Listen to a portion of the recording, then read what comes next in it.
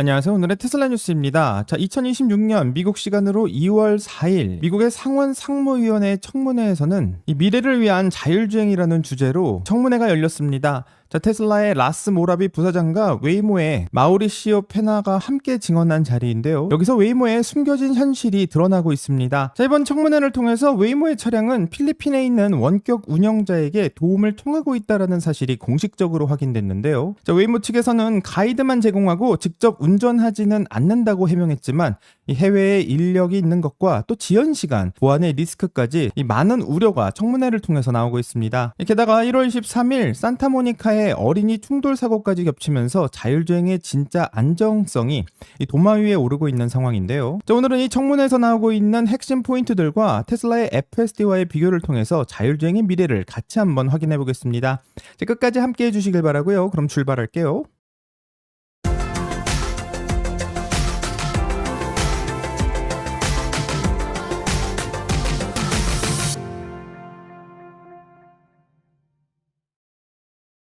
간단한 테슬라 뉴스부터 확인해 본다면 오늘 테슬라의 주가는 장중 387.53달러까지 하락했고 결국 397.21달러로 마감하면서 400달러 선이 완전히 깨져버렸습니다. 전일 대비 2.17%의 하락을 기록했는데 올해 들어서만 9% 정도 빠진 상황이고 테크주 전체가 흔들리고 있는 가운데 테슬라 역시 고전을 면치 못하고 있습니다. 이렇게 테슬라가 부진하고 있는 이유는 첫 번째로 유럽과 미국에서 테슬라의 전기차 판매가 1등이 아니다 라는 것이 확인되고 있고요. 1월 영국 판매가 전년 대비 57% 폭락하면서 걱정이 나오고 있고 프랑스는 마이너스 42%, 네덜란드는 67%, 노르웨이는 88%까지 나오면서 전체적으로 전기차의 판매가 예전 같지 않다라는 인식이 퍼지고 있습니다. 둘째로는 일론 머스크가 현재 이 미래를 위한 베팅을 하고 있는데요. 이 사이버캡과 옵티머스, XAI 등의 연계 등은 이 엄청난 돈을 쏟아붓고 있는 상황이고 안타까운 건 이런 투자가 2026년 실적에는 바로 반영되지 않는다는 것이며 이 월가에서는 AI와 로보틱스의 수익을 2030년 정도나 돼야 거둘 수 있을 것으로 예상하고 있는 바 일론 머스크의 미래에 대한 베팅이 현재 월가의 불안감을 키우고 있다고 생각합니다. 마지막으로는 시장의 심리가 일론 머스크는 테슬라라는 이런 공식에서 점점 일론 머스크가 멀어져 가고 있는 상황인데요. 이 나스닥이 전체적으로 1.59% 하락하면서 안 좋은 분위기를 보였지만 테슬라가 더 하락하게 된 것은 현재 스페이스X와 XAI의 합병에 집중하게 되면서 사람들은 테슬라와 연결되는 고리점이 점점 옅어진다고 생각하고 있고 관련된 우려가 나오고 있는 것으로 보입니다. 단기적인 변동성은 피할 수 없는 거라고 생각하고요. 2026년 테슬라가 준비하고 있는 많은 계획들이 있기 때문에 과연 사이버캡과 옵티머스가 어떻게 발표되는지 같이 한번 살펴봐야 될 거라 생각합니다. 다음 소식은 일론 머스크가 로이터의 기사를 반박했는데요. 로이터에서는 스페이스X가 스타링크 연결 전용 폰을 개발 중이라고 보도했습니다. 일론 머스크는 X에서 우리는 전화기를 맞는지 않는다라고 확인시켰으며 심지어 로이터는 거짓말을 하고 있다라고 공개적으로 비난했는데요. 아무래도 많은 분들은 테슬라나 스페이스X에서 만드는 전화기에 관련된 소식을 기다리고 있었을 것 같지만 갑자기 일론 머스크가 이것에 대해서 모두 부정하고 있기 때문에 왜 그런지 한번 살펴봐야 될 것 같습니다. 로이터의 보도를 한번 살펴본다면 스페이스X는 스타링크의 위성을 직접 연결할 수 있는 전화기를 내부 논의 중이라는 기사를 올렸고 이 기존처럼 통신사와 파트너십을 통해서 연결되는 게 아니라 자체적인 하드웨어로 이 스타링크를 사용하고 이렇게 되면 스타링크의 매출 확대와 IPO 전에 수익의 다각화를 내는 것이 목적이라고 로이터에서는 설명하고 있습니다. 현재 스타링크의 사용자는 900만 명이고 위성은 9,500개 이상이며 이런 위성과 직접적으로 연결되는 디바이스가 있으니 가능성이 있다라고 말하고 있는데요. 하지만 일론 머스크의 반응은 매우 강경했습니다. 스페이스X는 전화기를 개발하지 않는다라고 말했고 많은 루머에 대해서 거의 확정적으로 알려주게 된 것인데 이런 발언이 놀라울 수밖에 없는 것은 일론 머스크는 언젠가는 가능할 수 있지만 현재 폰과는 완전 다른 기기를 만들겠다고 했고 신경망에서 최대의 성능을 낼 수 있는 최적화된 기기를 만들 것이라고 말했기 때문에 많은 사람들은 스페이스X에서 만드는 전화기를 기대할 수밖에 없었습니다. 그래서 AI 폰이 나온다라는 이야기도 있었지만 현재는 그럴 계획이 없다는 것이 일론 머스크의 발언으로 인해서 명확하게 확인되고 있는 것 같습니다. 어쩌면 일론 머스크는 전화기 같은 것보다는 FSD나 로보택시, 옵티머스나 뉴럴링크 같은 다른 쪽에 더 올인하고 있는 상황이고, 어쩌면 전화기 개발은 필요하면 할 수는 있지만 현재는 관심이 없다라는 신호를 보내는 것 같습니다. 일론 머스크는 궁극적으로 신경망을 쓸 수 있는 AI 폰을 만들게 될까요? 아니면 우리와 예상하지 않는 완전히 다른 디바이스를 만들게 되는 것인지 같이 한번 기대하면서 기다려보도록 하겠습니다. 자, 다른 뉴스는 테슬라의 자율주행 기술인 FSD가 현재 대중의 관심을 끌지 못하고 있다는 사실이 확인되었다라는 테슬라티의 기사가 올라왔습니다. 2025년 4분기 실적 발표에서 FSD의 채택률과 관심도가 경쟁사 대비 저조하다라는 것을 말하고 있는데요. 테슬라는 어닝에서 2025년 말 110만 명 정도의 사람들이 FSD를 구매하고 있다고 설명했는데, 테슬라 전체 차량의 12% 정도 해당하는 수준으로 여전히 낮은 수준임을 보여주고 있습니다. FSD는 앞으로 구독 모델로 전환되면서 장기적으로는 반복적인 수익이 이곳에서 만들어질 것을 기대하게 되는데, 앞으로 테슬라가 구독 모델로 전환한 만큼 FSD에 대한 채택률은 매우 중요하게 보일 것만 같습니다. 자, 아직까지 사람들이 FSD를 사용하는 것을 좀 꺼려하는 이유는 FSD 버전 14가 점점 좋아지고 있기는 하지만 이 완벽한 무인 자율주행이 아니라는 점이 크게 작용하고 있는 것이라 생각하고, 현재 테슬라의 FSD의 채택률이 12% 정도 되는 것을 매우 적다라고 말할 수는 있지만 이 전년 대비 38%나 성장했기 때문에 이 테슬라의 자율주행 성능이 앞으로도 훨씬 올라가게 된다면 FSD의 채택률도 12%보다는 훨씬 더 높아지지 않을까 기대하게 됩니다. 자, 이제 시선을 다시 청문회장으로 돌리면요, 자율주행의 미래를 두고 정말 뜨거운 논쟁이 이루어지고 있었는데, 이번 청문회의 핵심 증인 중 하나는 웨이모의 최고 안전 책임자인 CSO를 맡고 있는 마리우시오 페냐 박사였습니다.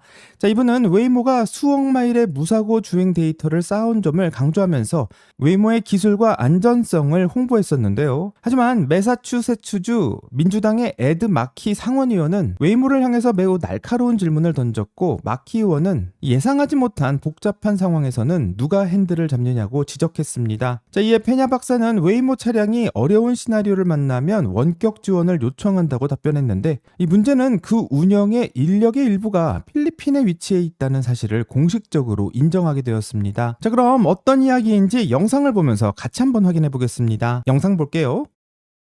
Yes or no, does Waymo employ humans located remotely to help its vehicles navigate difficult driving scenarios? Senator, they provide guidance. They do not remotely drive the vehicles. As you stated, Waymo asks for guidance in certain situations and gets an input, but the Waymo vehicle is always in charge of the dynamic driving task. So that is just one additional input. But the human being helps the vehicle to navigate those difficult driving scenarios. Is that correct? Yes. Okay. So are all of these human operators located in the United States? Are they all here? No, we have some in the U.S. and some abroad. So how does that break down? What percent are abroad? Senator, I don't have that number for you. We can get back to you. Is it a majority are abroad? I just don't have that number. Well, that's very curious that someone who's running the program has no idea how that workforce breaks down. Just seems kind of curious that you don't know that answer. But are some of these operators located outside the United States? Yeah, some are located abroad. Yeah, and so for me, that's fairly shocking. Waymo has critical safety employees who may need to intervene in a split second if a Waymo encounters an unknown dangerous situation located in the United States, but they are outside the United States. In what countries are these employees located? The Philippines. Jimmy? The Philippines. So they are in the Philippines. Yeah. Mr. Pena, that is completely unacceptable. And here's why. Having people overseas influencing American vehicles is a safety issue. The information the operators receive could be out of date. It could introduce tremendous cybersecurity vulnerabilities. We don't know if these people have U.S. driver's licenses. And let's not forget, Waymo is trying to replace the jobs of hardworking taxi and rideshare drivers. And now you're saying that of the human beings, the human jobs that remain in the system, you're shipping those jobs overseas. It's one thing when a taxi is replaced by an Uber or a Lyft. It's another thing when the jobs just go completely overseas. 자, 영상을 다 봤는데 마키 의원은 결국 웨이모는 스스로 운전하는 게 아니라 문제가 생길 때마다 사람에게 전화를 걸어서 도움을 구하는 시스템 아니냐 이렇게 질문하고 있고, 이 마키 의원이 비판하고 있는 세 가지 주요 포인트는 바로 안전 책임의 해외 이전으로 미국 시민의 생명이 걸린 판단이 미국의 규제망이 미치지 않는 해외 인력에게 의존하고 있다는 점에서 강한 우려를 표하고 있습니다. 두 번째로는 자율주행의 진전성과 관련된 문제인데요. 엄청난 돈을 들여서 데이터 센터를 짓고 AI가 모든 엣지 케이스를 처리할 수 있을 것이라고 말하고 있지만, 현실은 저임금의 노동으로 인간이 그 간극을 메우고 있다면 이걸 정말 완전 자율주행이라고 부를 수 있는지 이 근본적인 질문을 던질 수밖에 없습니다. 세 번째로는 투명성에 관련된 부족 현상이고요. 이 웨이모에서 원격 운영을 하고 있는 사람의 자격, 또 어떤 훈련을 받는지, 얼마나 많은 필리핀 사람들이 운전하고 있는지 등 모든 것을 웨이모에서는 공개하고 있지 않다라는 점이 문제가 될 수 있고, 또 사고 시 책임 소재 역시 불분명해지는 것을 지적하고 있습니다. 자, 페냐 박사는 영상에서 봤듯 미국 내 운영위원과 필리핀에 있는 인력의 비율은 밝힐 수가 없다고 답변을 피하고 있는데, 이게 매우 중요한 이유는 바로 마키 의원이 지연 시간과 사이버 보안의 리스크, 또 국가 안보 문제까지 연결지어서 생각해 볼 수 있는 문제이기 때문입니다.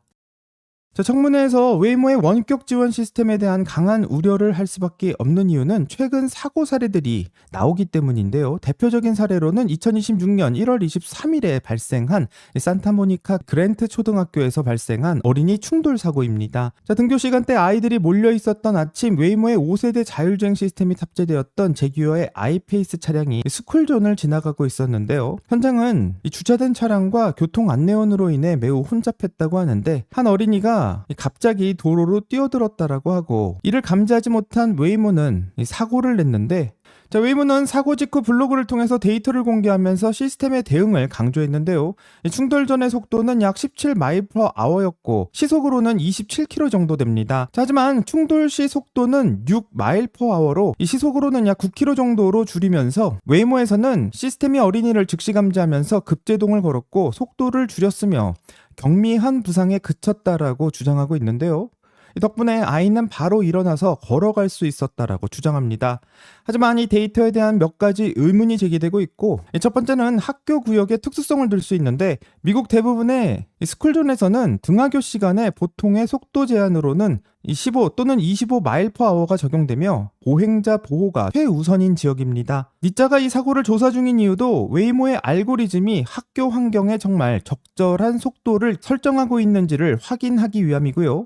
아이들이 언제든 나타날 수 있는 곳에서 17마일/아워가 정말 최적의 안전 속도였는지를 질문할 수밖에 없습니다. 자, 웨이모는 과거의 사고에 대응에 대한 패턴에도 문제가 많다고는 이야기가 나오는데, 이전에도 오스틴 등지에서 학교 버스 정지 신호를 무시한 사례가 보고됐었고, 2025년 11월 애리조나에서는 10대 청소년의 발을 밟은 사고가 났었고, 웨이모에서는 승객이 잘못했다라고 주장했지만 경찰의 보고서에서는 웨이모 차량의 안내가 잘못되었다라는 문제로 지적되기도 했습니다. 현재 이런 사례들은 웨이모가 이 사건을 축소시키기 위해서 충돌 없음이나 경미한 사고였다라는 정의를 내리고 있어서 문제가 되고 있고, 결국 이번 산타모니카의 사고는 웨이모 기술의 한계를 드러난 사례로 보이는데, 웨이모가 강조하고 있는 사고가 났을 때 속도가 감속했다라는 것은 긍정적으로 볼 수 있지만, 이 문제는 실제로 감속은 했지만 아이를 쳤다는 사실이고요. 이 말은 현재 웨이모의 시스템에 문제가 있음을 의심하게 만들고 있습니다. 자, 그렇기 때문에 청문회에서 논의되고 있는 원격 지원의 경우 지연 시간이 나온다라는 것이 우려가 될 수 있다라는 이야기도 나오고 있고요. 하지만 구체적인 증거가 확인되고 있지 않고 이 니자의 조사가 이 부분을 명확히 밝혀줄 수 있을 것으로 기대하게 됩니다.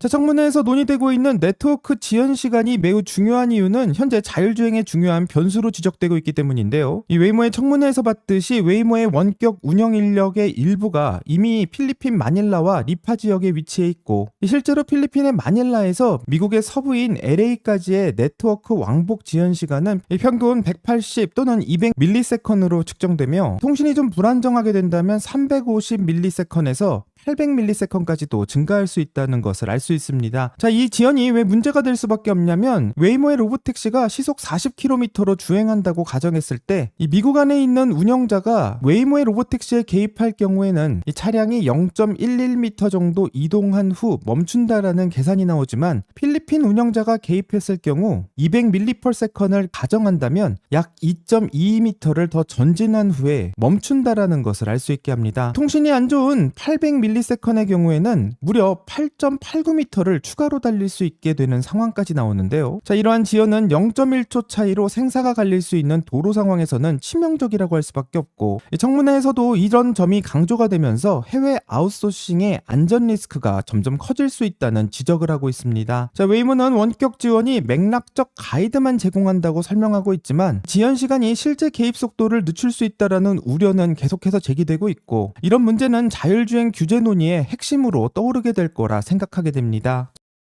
자, 그리고 청문회에서 드러나고 있는 웨이모의 원격 지원의 구조를 보게 된다면 왜 웨이모는 필리핀을 선택하고 있는지 의문이 생길 수밖에 없는데요. 웨이모는 글로벌의 운영 확대를 이유로 들고 있지만 가장 큰 동기는 비용의 절감이 아닐까 생각하게 됩니다. 자, 현재 웨이모는 2,500대 규모의 로봇택시를 운영 중이며 엣지 케이스에 대응을 위해서 원격 지원 인력이 필수적인 상황이고, 이 차량 50대당 최소 1명의 관리자가 있다고 가정해봐도 약 200명 정도의 인력이 요구된다는 것을 알 수 있습니다. 자, 그럼 200명 정도 되는 인원을 미국에서 채용할 경우에는 인건비는 약 1,100만 달러, 147억 원 정도가 될 것으로 예상할 수 있는데요. 이 인력을 필리핀에서 아웃소싱하게 된다면 150만 달러, 약 20억 원 정도로 압축되게 됩니다.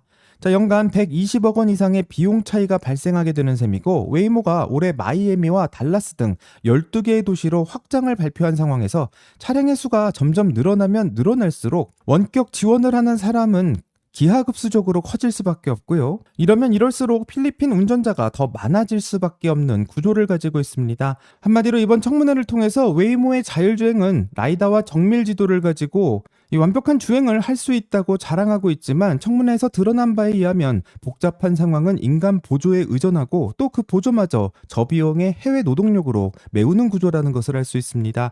자, 반면 테슬라의 FSD는 엔드투엔드 신경망을 이용해 인간의 개입을 최소화하는 것을 목표로 하고 있고 스스로 학습을 하는 방향으로 가고 있는데요. 이 웨이모는 무인주행을 먼저 시작했고 테슬라보다 안정적으로 운영한다라는 좋은 평가가 많았던 것이 사실이지만, 이번 청문회로 인해서 웨이모의 자율주행은 인간 보조가 필수적이라는 것이 드러나게 되었고, 왜 웨이모가 다른 도시로 빠르게 자율주행을 확대할 수가 없는지 알게 되는 사건이었다 생각합니다. 자, 재미있는 것은 미국 상무부의 규정을 보게 된다면 중국이나 러시아 같은 국외 적대 세력이 자율주행 소프트웨어에 접근하는 것은 엄격히 금지하고 있는데, 필리핀은 현재 미국의 우방국이긴 하지만 수백만 명의 미국의 시민의 생명이 해외 서버와 인력에게 넘어가 있다라는 비난을 피하지는 못할 것 같고, 심지어 잠재적인 안보의 취약점으로 지적될 수 있는데, 이번 청문회를 통해서 이런 해외 아웃소싱이 사이버 보안의 리스크를 키울 수 있다라고 강조되는 만큼 웨이모가 계속해서 필리핀에 있는 인력을 사용할 수 있을지 의문을 가질 수밖에 없습니다. 자, 어쩌면 웨이모가 필리핀의 운전자를 사용하고 있는 것은 자율주행 운전으로 인해서 미국 내 사망사고가 발생했을 경우 미국 검찰이 필리핀 거주자에게 이 혐의를 적용할 수 없다라는 것을 노리는 게 아닌가 생각해 볼 수도 있고요. 피해 보상의 책임과 책임 소재 역시 불분명하기 때문에 기업이 이런 약점을 이용해서 사용하고 있는 것은 아닌가 생각해 보게 됩니다. 정리하면 미 상원 청문회는 자율주행 기술의 두 가지 길을 보여주고 있는 사건이라고 생각하고, 웨이모는 첨단 센서로 완전한 자율주행을 보여주었다라는 이야기를 오랜 시간 들어왔지만 인간의 보조 인력이 없이는 완성될 수 없다라는 것을 확인하게 되었습니다. 테슬라 역시 사이버캡을 이용해서 이 무인 자율주행으로 미국 내 전역에서 이 서비스를 시작하려고 하고 준비하고 있는 중이지만, 이 웨이모와 같은 문제가 생겼을 때 과연 테슬라는 어떻게 대비할 수 있을지 궁금할 수밖에 없고요. 이번 청문회에서 제기되고 있었던 레이턴시 문제나 해외 아웃소싱 이뿐만 아니라 안보 리스크까지 과연 테슬라는 웨이모와 다르게 어떻게 해결할 수 있을지 같이 한번 살펴봐야겠습니다. 자, 과연 웨이모는 인간을 늘려서 자율주행의 부족함을 메우는 방식을 해결할 수 있을까요? 자, 오늘의 테슬라 뉴스의 구독자님들은 이번 사건을 어떻게 보시는지 궁금하고 댓글을 남겨주시면 같이 더 이야기를 해보도록 하겠습니다. 여기까지가 오늘의 테슬라 뉴스고요. 오늘 영상이 도움이 되셨다면 구독과 좋아요 그리고 알림 설정 부탁드립니다. 오늘 좋은 하루 되시고요. 오늘의 테슬라 뉴스는 내일 또 새로운 소식으로 다시 찾아오겠습니다. 감사합니다.